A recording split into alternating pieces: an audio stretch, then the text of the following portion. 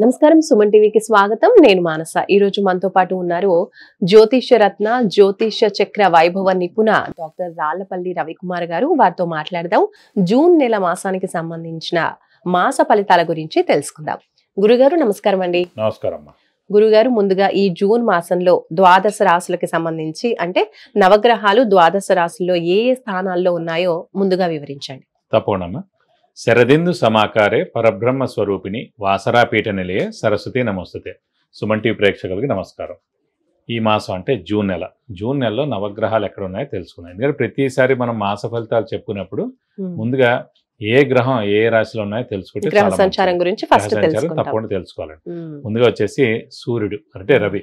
అంటే ప్రతి నెల కూడా 15వ తారీఖు నుంచి ఒక రాశి నుంచి ఇంకో రాశిలోకి మారుతారు.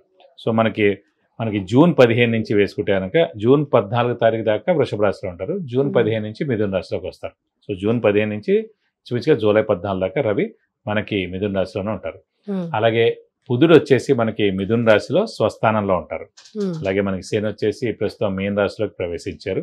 అలాగే గురువు కూడా మనకి మిథున రాశిలోకి ప్రవేశించారు. మిథున రాశిలో ఉంటారు ఈ సంవత్సర కాలం అంతా. శని కూడా సంవత్సర కాలం అంతా మీన రాశిలో ఉంటారు. అలాగే రాహు వచ్చేసి మనకి కుంభరాశిలో ఉంటారు. అలాగే మనకి కేతు వచ్చేసి మనకి సింహరాశిలో ఉంటారు. అలాగే కేతుతో పాటు కుజుడు కూడా అక్కడే సింహరాశిలో ఉంటారు. ఇది కాకుండా ముఖ్యంగా శుక్రుడు వచ్చేసి మనకి మేషరాశిలో ఉంటారు. ఈ కాంబినేషన్ అంతా మనకి ఈ నెలల్లో ఇలా ఉంటుంది. ఇప్పుడు ముఖ్యంగా అంటే 5/6/2025 నుంచి కుజుడు నీచత్వం వెళ్ళిపోయి మనకి సింహరాశిలోకి ప్రవేశిస్తున్నాడు. ఇన్నాళ్ళు మనకి ఈ యుద్ధ వాతావరణం తీసుకోండి, ఎర్త్క్వేక్స్ లాంటివి తీసుకోండి, అలాగే ఫైర్ యాక్సిడెంట్స్ తీసుకోండి, అలాగే ఇల్లు కూలిపోవడాలు కానివ్వండి, ఈ మిలిటెంట్ అటాక్స్ కానివ్వండి, ఇవన్నీ కూడా ఈ నక్సలైట్స్ కానివ్వండి, ఇవన్నీ సమస్యలు కూడా ఒక కొలిక్కి వచ్చినట్టమాట. 5/6/2025 నుంచి కుజుడు నీచత్వం వెళ్ళిపోతున్నాడు. ఎందుకంటే ఇది లాస్ట్ ఇయర్ అక్టోబర్ నుంచి ఉంది మనకి కుజుడు నీచత్వం అనేది. సరే వక్రగతి అని మామూలుగానే వచ్చింది, మళ్ళీ ఏప్రిల్ నుంచి మళ్ళీ విజృంభించింది. సో ఈ కుజుడు నీచత్వం అనేది వెళ్ళిపోతే కనుక మనకి దేశానికి కూడా అంటే పీస్ఫుల్గా ఉంటుందని చెప్పుకోవచ్చు. కానీ ఇక్కడ ఏంటంటే మళ్ళీ కుజుడు కూడా ఇక్కడ సింహంలో వచ్చినా కూడా కేతుతో కలిసి సప్తమ స్థానంలో ఉన్న రాహుని చూస్తున్నాడు. కాబట్టి ఇప్పుడు కూడా కొంచెం ఉదురుతూ ఉంటుంది. అంటే మనకి ఎప్పటిదాకా ఉందంటే మనకి 28 జూలై 2025 వరకు ఈ కుజుడు కేతువు కలిసి ఉంటారు. ఈ కుజుడిని రాహు చూస్తుంటాడు. సో 28 జూలై దాకా కూడా మళ్ళీ ఈ ప్రకృతి వైపరీత్యాలు కానివ్వండి ఇలాంటి వరకు చిన్న చిన్న జరిగేందుకు అవకాశాలు ఉన్నాయి. అలాగే యాక్సిడెంట్స్ ఎక్కువగా జరిగేటట్టు ఉన్నాయి ఈ 1 మంత్ ఈ 2 మంత్స్లో కూడా. అలాగే ట్రైన్ యాక్సిడెంట్స్ అవనివ్వండి, అయితే బస్ యాక్సిడెంట్స్ అవనివ్వండి, ఫైర్ అంటుకోవడం కానివ్వండి, షార్ట్ సర్క్యూట్ కానివ్వండి, ఇల్లు కాలిపోవడం కానివ్వండి, అలాగే చిన్న చిన్న ఈ యుద్ధ వాతావరణం కాదు కానీ ఇలా అనవసరమైన చిన్న చిన్నవన్నీ కూడా జరిగేందుకు అవకాశాలు ఉన్నాయన్నమాట.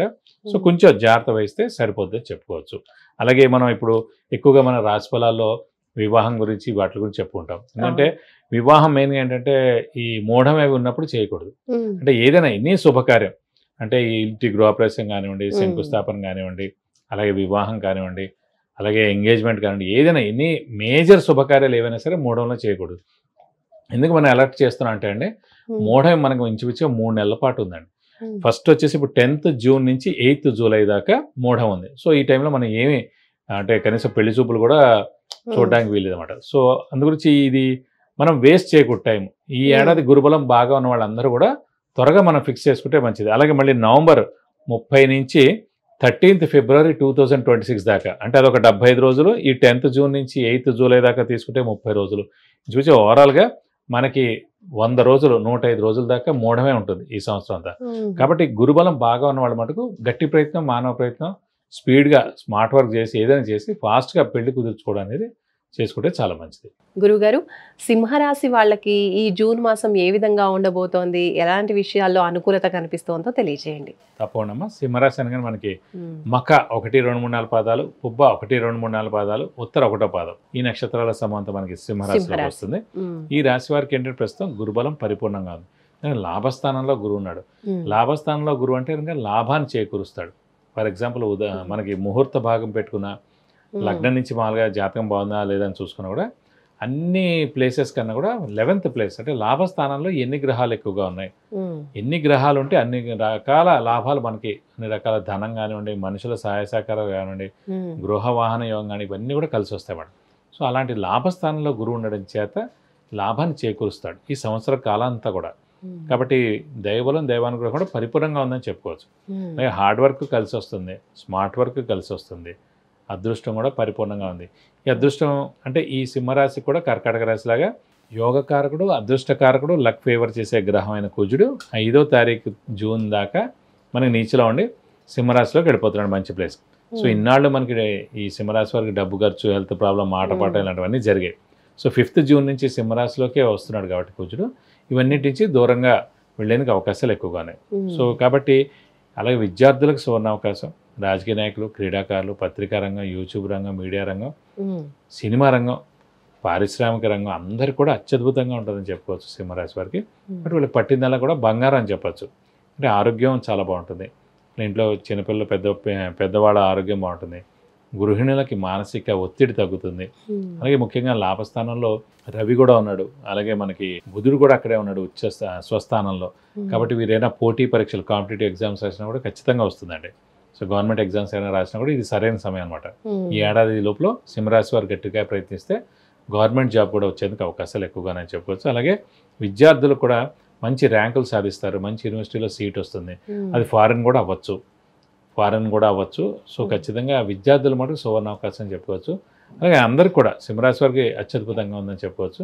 కొంచెం వెహికల్ డ్రైవింగ్ మటుకు జాగ్రత్తగా చేయాలి, ఎందుకంటే ఈ రాశిలోనే కుజుడు కేతుతో కలిసి రాహుని చూడబడుతున్నాడు. కాబట్టి సింహరాశి వారు కూడా కొంచెం వెహికల్ డ్రైవింగ్ జాగ్రత్తగా చేస్తే మీకు అన్ని విధాలా బాగుంటుంది. మరి సింహరాశి వాళ్ళకి వివాహ యోగం అయ్యే అవకాశం ఉందా?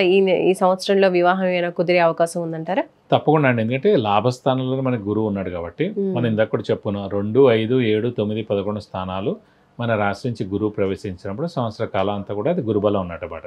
సో ఖచ్చితంగా మనకి వివాహం 100% అయ్యేందుకు అవకాశం ఉంది. అలాగే సంతానం కూడా కలిగేందుకు అవకాశం ఉంది, ఎందుకంటే లాభస్థానంలో ఉన్న గురువు సప్తమ దృష్టితోటి పంచమ స్థానాన్ని చూస్తాడు. పంచమ స్థానం అంటే కనుక సంతాన స్థానం. సంతాన కారకుడే ఏ మనిషికైనా సరే గురువు.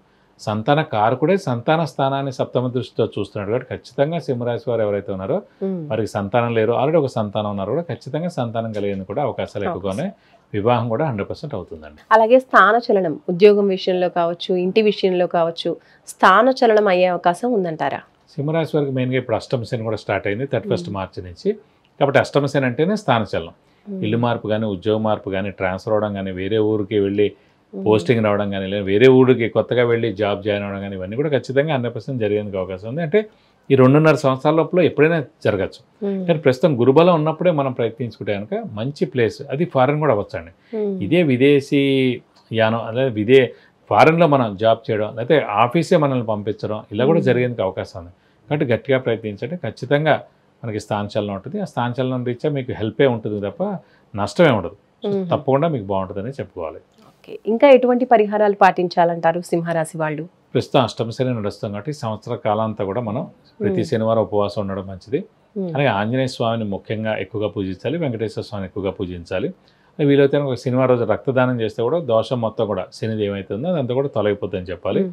అందుగురించి అంటే ముఖ్యంగా ఈ శనికి మెయిన్గా ఆంజనేయ స్వామిని అంటే ప్రతి మంగళవారం కానీ శనివారం కానీ వెళ్ళడం, వెంకటేశ్వర స్వామి అయితే బుధవారం కానీ శనివారం కానీ ఆ గుడికి వెళ్ళడం, 40 ప్రదక్షిణాలు చేయడం, ఆంజనేయ స్వామి అయితే కనుక సింధూర పూజ, తామలపాకుల పూజ, వడమాల సమర్పించడం, అవి చేస్తే కనుక చాలా మంచిది. వెంకటేశ్వర స్వామి అయితే అష్టోత్తరం కానీ అభిషేకం కానీ చేస్తే కూడా మీకు అన్ని విధాలా మంచి చేకూరుతుంది. రైట్ గురుగారు, ధన్యవాదాలు. నమస్కారం.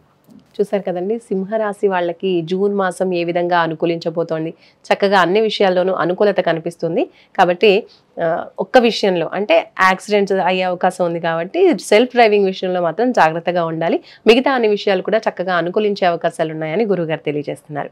విద్య, ఉద్యోగం, వ్యాపారం, వివాహం, సంతాన యోగం, వ్యాపారం, గృహయోగం, వాహన యోగం, ఇలాంటి ఏ విషయానికి సంబంధించి అయినా సరే మీ జాతకానికి సంబంధించిన విషయాలు మీరు పరిహారాలు కావచ్చు ఏవైనా తెలుసుకోవాలి అనుకుంటే, పర్సనల్గా గురువు గారితో అపాయింట్మెంట్ తీసుకోవాలి అనుకుంటే స్క్రీన్ పైన కనిపించే నెంబర్స్కి కాల్ చేయొచ్చు, లేదంటే వాట్సాప్ కూడా చేయొచ్చు.